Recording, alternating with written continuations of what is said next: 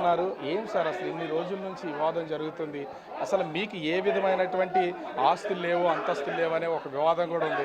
కానీ మీరు ఒక జమీందారు అని మీ అమ్మాయి చెప్తున్నటువంటి పరిస్థితి ఏంటి? అసలు దీనికి ఇంక ముగింపు అనేది ఉండదా? మీ అల్లుడిగా చేస్తున్నటువంటి ఆరోపణలు కానీ, ఆ మాధురి విషయం కానీ ఏం చెప్తారు అసలు?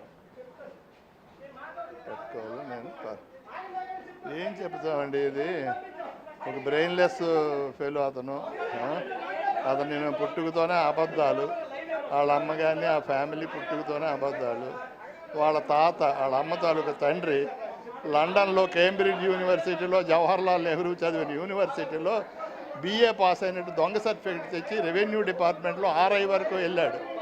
తర్వాత ఆయన ఒక మెడికల్ ఆఫీసర్తో ఫ్రెండ్ అయ్యి వాళ్ళిద్దరూ తాగుడు సందర్భాలు చేసి ఆ తాగిన నిషాలు సీక్రెట్ ఆ మెడికల్ ఆఫీసర్కి చెప్పాడు. ఆ తర్వాత కొద్ది రోజులకి ఆ మెడికల్ ఆఫీసర్కి ఇతనికి తగ్గు వచ్చి ఆయన బయట పెట్టి రిపోర్ట్ ఇచ్చాడు. దాని మీద పాతపట్నం కోర్టులోని కేసు నడిచి ఉద్యోగం తీసి డిస్మిస్డ్ ఫ్రమ్ ద సర్వీస్ శిక్ష కూడా వేశారు వీళ్ళ తాతకి. తెలుసుందండి, అటువంటి కుటుంబంలో వచ్చిన ఫ్యామిలీ నోరిప్పితే అబద్ధం చెప్తారు. కేంబ్రిడ్జ్ యూనివర్సిటీలో వాళ్ళ తాత BA పాస్ అయినట్టు ఎంత దొంగ సర్టిఫికేట్ సంపాదించి కోర్టులో శిక్ష పడిందో, మరి అటువంటి ఫ్యామిలీకి మరి ఉన్నటువంటి గౌరవం ఏంటి, ఈ సంపాదన ఏంటి? అటువంటి వాళ్ళ గురించి దయచేసి నాకు అడగండి. అక్కడ చూస్తే ఇంత పెద్ద ఇంటికి సంబంధించి దువ్వాడ శ్రీనివాస్ మీ అల్లుడు ఇది నాదని చెప్తున్నారు. ఒక పక్క నుంచి ఏమో మీ అమ్మాయి దువ్వాడ వాణి ఇది నా సొమ్ముతో కట్టినటువంటి ఇల్లు అని చెప్తున్నారు. దీనికోసం ఒక వివాదం, మధ్యలో మరో వ్యక్తి ఎంటర్ అయినటువంటి పరిస్థితి. మీకు నిజంగా చెప్పాలంటే ఒక చిన్న ఎగ్జాంపుల్ నీకు చెప్తాను. ఇప్పుడు ఇతనికి ఏదో లవ్ అనే ప్రేమతో ఒకసారి యాక్చువల్లీ ఇతను ఒక స్కూల్ రన్ చేస్తుండాడు మెలియాపుట్లో, హై స్కూల్ స్టాండర్డ్ స్కూలు. ఆ మెలియాపుట్లో మాడుగుల రామారావు గారు అని ఇప్పటికీ ఉన్నారు. ఆ రామారావు గారితో గొడవ పడ్డాడు, కొట్టిసారి ఈయనకి, ఆయన వీళ్ళు కొట్టుకున్నారు. ఏదో పలాస నుండి కొంతమందిని తెచ్చాడు, గొడవ పెద్ద అయింది, కేసులు అయిపోయినాయి. అప్పటికి నేను ఎంపీపీగా ఉన్నాను టెక్కలి 91 ఆ టైంలో. వీళ్ళ అమ్మమ్మ గారు ఏంటంటే మా పిన్ని అవుతారు. ఆవిడ మా పిన్నికి తీసుకొని వీళ్ళకి అమ్మమ్మ అవుతుంది నా దగ్గరికి వచ్చాడు. ఆ కేసుల్లో నాకు ఇన్వాల్వ్ చేశారని. అప్పుడు నా దగ్గరికి వేస్తే నేను ఏదో కేసుల్లో కావాలో వచ్చారు ఇది అనుకున్నాను. అప్పటికి మా పాప వాణి అమ్మ 7th 8th చదువుతున్నాడు శ్రీకాకుళం సెయింట్ జోసెఫ్లోనే. సో మెల్లిగా వాళ్ళకి నాకు తరచూ వచ్చి మా పిన్ని ఏమిటంటే మీకు బాగుతాడమ్మా అది ఇది అనేసి మెల్లిగా ఇవి పిల్లల బ్రెయిన్లో పెట్టి దానికి ఒక అనవసరంగా ఆ ట్రాప్లో పడిపోయింది మా పాప. పడిపోయిన తర్వాతనే నాకు ఆ ఫ్యామిలీ చరిత్ర ఇప్పుడు మీకు చెప్పాను కదా, అదంతా నాకు తెలిసి అమ్మ ఇటువంటి ఫ్యామిలీ ఇది తొందరపడుకొని అంతా చెప్పిన పాప వినలేదు. సరే అలా మరి ఇష్టపడుతున్నప్పుడు నేను బలత్కారం చేయడం నాకు ఇష్టం లేదు. సరే అని వాళ్ళ ఇష్ట ప్రకారం నేను పెళ్ళికి అంగీకరించాను. పెళ్ళి ఇంకా కొద్ది రోజుల్లో అవుతుంది. అయ్యేటప్పటికి ఇతను ఆ స్కూల్ తాలూకా పిల్లల్ని తీసుకొని వచ్చి అక్కడి నుండి ఆ స్కూలు పాతపట్నంకి షిఫ్ట్ చేశాడు. తర్వాత పాతపట్నం నుండి ఆ పిల్లల్ని తీసుకొని వచ్చి ఇప్పుడు ఆ అమర్నాథ్ లాడ్జీలో రూమ్ తీసుకున్నాడు, ఒక సింగిల్ రూమ్ తీసుకొని అందులో ఉంటూ పిల్లలకేమో టెక్కల్ జూనియర్ కాలేజీలో అక్కడ సెంటర్ అయితే ఆ సెంటర్లో స్కూల్ పిల్లలకి పరీక్షలకు తీసుకొని ఆ రూమ్లో ఉంటుండేవాడు. రూమ్లో ఉంటున్నప్పుడు అతనికి రూమ్ రెంట్ కూడా కట్టుకోవడానికి డబ్బులు లేవు, తిండికి కూడా డబ్బులు లేకుండా మా పాప చేత ఎలాంటి మెసేజ్ మాకు పెట్టించాడనంటే, అప్పుడు మెసేజ్ అంటే ఫోన్ మెసేజ్ కాదు, చెప్పాడనంటే శ్రీనుబాబుకేమో హోటల్ ఫుడ్ పడదమ్మా, మన ఇంటి దగ్గర ఉండే క్యారేజ్ పంపించండి అని మా పాప ప్రెజర్ ఇచ్చింది.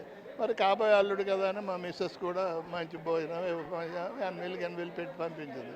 అలాగే అక్కడ ఉన్నన్నాళ్ళు పంపించిన తర్వాత రూమ్ ఖాళీ చేయడానికి డబ్బులు లేక ఒక లుంగి, ఒక టవలు, చిన్న సూట్ కేసు రూమ్లో వదిలేసి వెళ్ళిపోయాడు.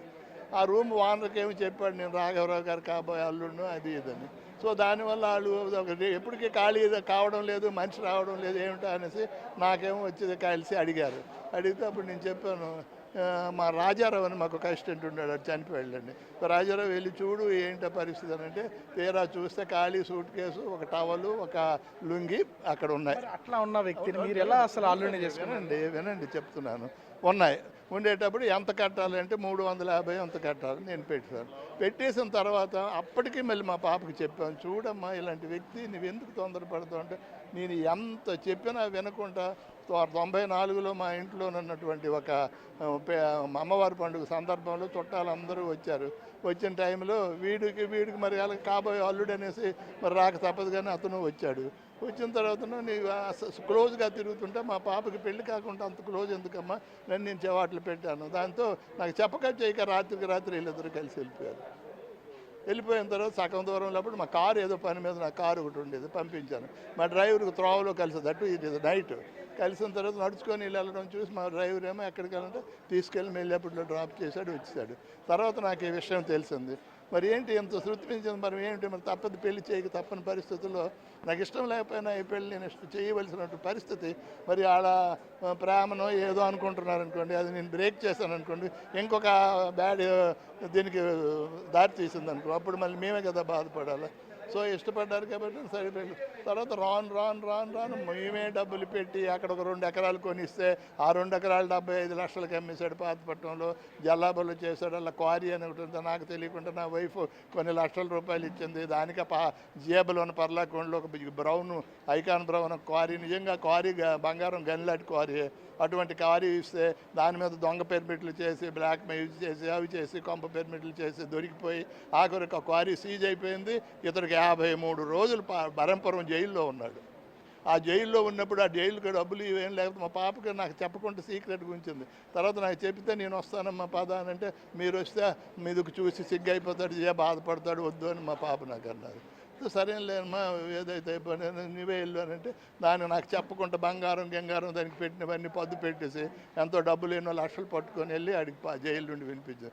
ఈ వేళ వరకు ఆ బంగారం విడిపించలేదు. కానీ సార్, మీరు ఒక పక్కన చూస్తేనే మీకు పెళ్ళైన 1 సంవత్సరానికే మీ అమ్మాయితో విడాకులు తీసేసుకోవడానికి మీరే సలహా ఇచ్చారు అని మీ అమ్మాయి చెప్పిందని దువ్వాడ శ్రీనివాస్ నిన్నే చెప్పాడు. రమ్మనండి, నా ఎదురుగా చెప్పమనండి. నేను నా పిల్ల అసలు విడాకులు తీసుకోవాలని చెప్పినవాడు నేను పెళ్ళికే ఒప్పుకోను కదండి. నేను ఎందుకు పెళ్ళికి ఒప్పుకుంటాను? ఆ స్థాయిలో ఉన్న వ్యక్తిని వాళ్ళు లవ్ చేసుకున్నారని ప్రేమలాగా మరి కనిపిస్తుంటే నాకు చెప్పక చేయక ఇంటి నుండి వెళ్ళిపోతుంటే తీసుకొని వెళ్ళిపోతుంటే, మందులో మనకు పెద్దంటి ఫ్యామిలీ కదా, మనకు అగౌరవం పాలవకూడదు, వీధి పడిపోకూడదు అనే ఉద్దేశంతో నేను వాళ్ళ పెళ్ళికి యాక్సెప్ట్ చేశాను. కానీ అలాగనేసి నేను పెళ్ళి అయిన తర్వాత మేము ఈక్వల్గా ఇవ్వాల్సిన గౌరవం అంతా ఇచ్చాం. మీరేమో పెళ్లి కాకముందు 350 రూపాయలు రూమ్ రెంట్ కట్టారని చెప్తున్నారు. ఇప్పుడేమో 8 కోట్ల రూపాయలు ఇంటి నేను ఇచ్చేసాను, ఇది నా ఆస్తి, కేవలం వీళ్ళ ఆస్తుల కోసమే ఇదంతా చేస్తున్నారని మీ అల్లుడు అంటున్నారు. ఎవరికి ఎక్కడ 8 కోట్ల విలువైన ఇంటిని టెక్కల్లోనే మీ అమ్మాయికి రాసిచ్చానని చెప్తున్నాడు మీ అల్లుడు. చూపించండి, రాసిచ్చాను, డాక్యుమెంట్ చూపించండి. అతను ఏమీ లేదు. జగన్మోహన్ రెడ్డి గారు ఇక్కడ 7వ తారీఖున 8వ తారీఖున ఇప్పుడు వచ్చారు. ఇక్కడ టెక్కలు అక్కవరం దగ్గర ఇక్కడే సమావేశంగా వచ్చేటప్పుడు మాకు పిలిచారు. రణస్థలం అవతల నేను మా పాప వెళ్ళాం. మా ఇద్దరికి పిలిచి జగన్మోహన్ రెడ్డి గారు, అమ్మ నువ్వు నామినేషన్ వేయకు, తొందరపడకు, నేను అన్నీ చూస్తాను అనేసి మాకు చెప్పారు. అది పాప అదేంటి సార్, నా ప్రాపర్టీస్ ఉన్నారు, పిల్లలు ఉన్నారు, వాడు ఇంకో దాంతో ఇల్లీగల్ కాంటాక్ట్ అయి ఉన్నాడు కాబట్టి నాకేమిటి డౌట్ వేస్తుంది, అవన్నీ నేను చూసుకుంటానమ్మా, నువ్వేం పడలేదు, మా తల మీద చేసి నాకు నడు మీద చేసి రాఘవరావు గారు అవన్నీ నేను చూసుకుంటాననేసి జగన్మోహన్